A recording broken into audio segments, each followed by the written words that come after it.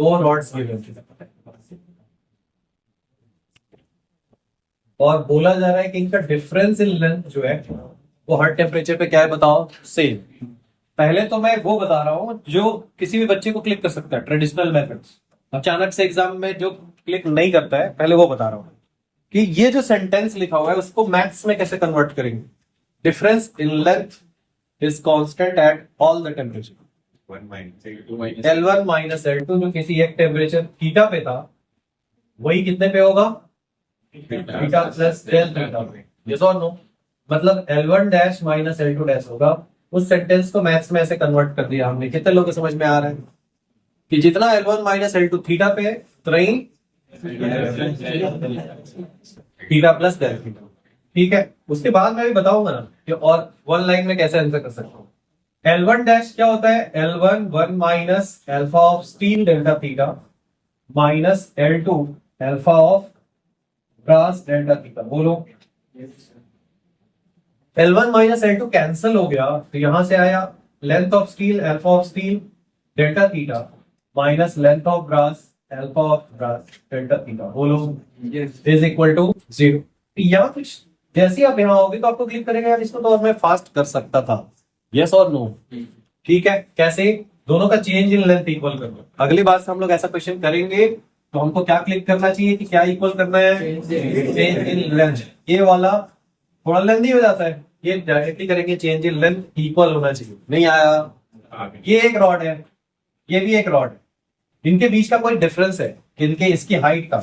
इसके ऊपर मैंने अगर 1 सेंटीमीटर का ऑब्जेक्ट रख दिया, इसके ऊपर कितने सेंटीमीटर का रखूंगा सो दैट अभी भी उतने का ही डिफरेंस है, एक का ही रखूंगा। मतलब ये वाला चेंज और ये वाला चेंज क्या रखना पड़ेगा, सेम रखना पड़ेगा। यस और नो? कितने लोगों को क्लियर है कि अगली बार से हम क्या लिखेंगे सीधा, delta L1 equal to delta L2 delta theta cancel, LS alpha S equal to LB alpha B। क्या पूछा गया आपसे, बोलो। देयर लेंथ एट 0 डिग्री होना क्या चाहिए, यस और नो? देखो यहां से क्या आएगा, यही तो 0 डिग्री वाली लेंथ है ना, तो यहां से एक रेशियो बस आपको मिलेगा, LS अपॉन LB की value alpha B upon alpha S। Alpha B upon alpha S कितना है, 19/11 इक्वेशन से 10 टू पावर। अगर आप सॉल्व कर दो -6 को हटा दो, कैंसिल कर दो। बोलो, अब एक इक्वेशन मिली है, दूसरी इक्वेशन कहां से मिलेगी बताओ थोड़ा। हाँ, उसका लिखा है that gap has to be constant at 30। that gap has to be constant at 30। ये क्वेश्चन में कई बार क्या पूछते हैं ना, इसमें से कोई 3 चीज दे देंगे, चौथी वाली पूछे तो ये काम यहीं पे खत्म हो जाए। बट इसमें दो अननोन है, ये दोनों की लेंथ बताओ। तो कितनी इक्वेशन चाहिए बताओ, दो चाहिए, 3 क्यों चाहिए, 2 में काम चल जाता है। तो ये एक इक्वेशन ये आ गई। एक इक्वेशन क्या आएगी, delta L1 minus delta L2 should be equal to what, sorry L1 minus L2 at 0 degree should be equal to what, 30 centimetre. Clear है क्या? अब L1 किसको लेना है, स्टील वाले को, क्योंकि उसी की लेंथ क्या है बताओ, ज्यादा है।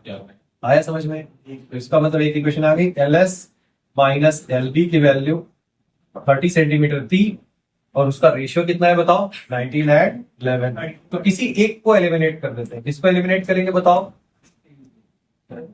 हाँ, तो सपोज करो आप ब्रास पे एलिमिनेट कर दो, तो LS अपॉन 19 30 सेंटीमीटर, 19 माइनस 11 क्या हो गया बताओ, 8। तो यहां से क्या आ गया, स्टील की लेंथ 30 इंटू 19/8। बोलो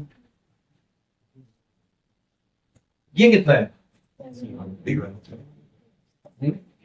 76 से थोड़ा कम है। कितना आ रहा है, 71.25 पहला वाला। बोलो, फिर दूसरा वाला रख दोगे यहाँ पे उठा के तो कितना आ जाएगा, 41.25। ये कितने लोगों ने कर दिया था,